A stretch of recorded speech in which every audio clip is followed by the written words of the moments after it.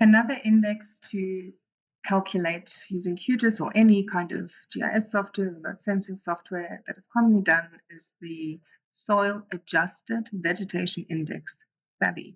It is very similar to the NDVI, the Normalized Difference Vegetation Index. However, here we account for soil in the landscape around the individual pixels to allow for a better calculation in terms of healthy vegetation and unhealthy vegetation. This is done by including a correction factor in the calculation, so you're still considering the near-infrared and the red bands of the raster. So you have to have a multispectral image, but you include a correction factor, which is a general rule set to 0.5, and then you also multiply that by 1. In order to do this, you again use the raster calculator from the raster menu, because this has the ability to do calculations on individual bands within a raster image. And bands that you see here, ranging from 6 to 1, are shortwave infrared 2, shortwave infrared 1, near infrared, the red band, the green band, and the blue band. These are the same. These are two different raster images. You'll see them in the table of content on the left, which are from Sentinel-2 from 2020 and 2021 in September in an area of the city of Tshwane in South Africa. You build the calculation as you would for any normal raster calculation. Since it is an index, follow the normal mathematical sequencing with brackets first, followed by division and multiplication, and then only addition and subtraction. So you create your formula. You're going to be using the near-infrared band and the red band. So you take the near-infrared first, then you take the red band off it, close the bracket. You then divide this and make sure you include your brackets again. Otherwise, it will not calculate correctly.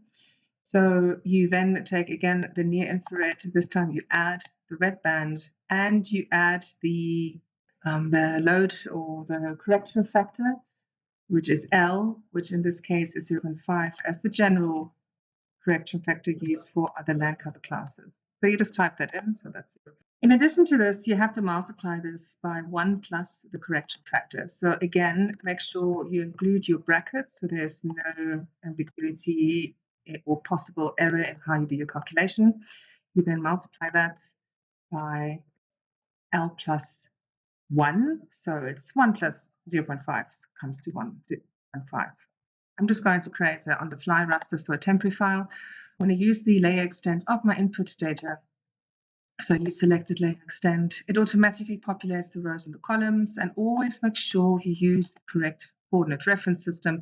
The one from the layer is the UTM zone 35S, also given it to the project because it was the data that was added to the project first.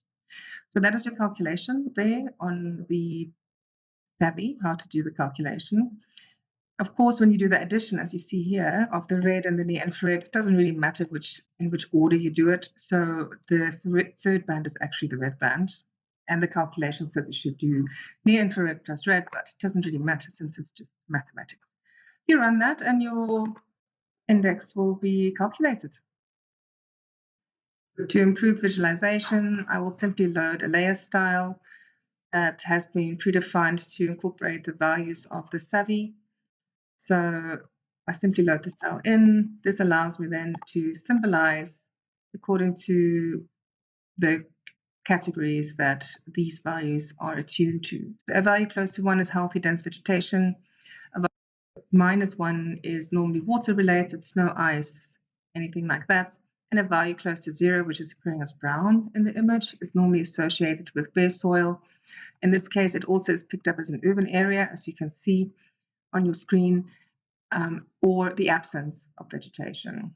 The values that are yellow are more related to shrubs, grasses, and the like. So this is the SAVI. It's very similar to the NDVI. Again, it utilizes the raster calculator that you access from your raster menu.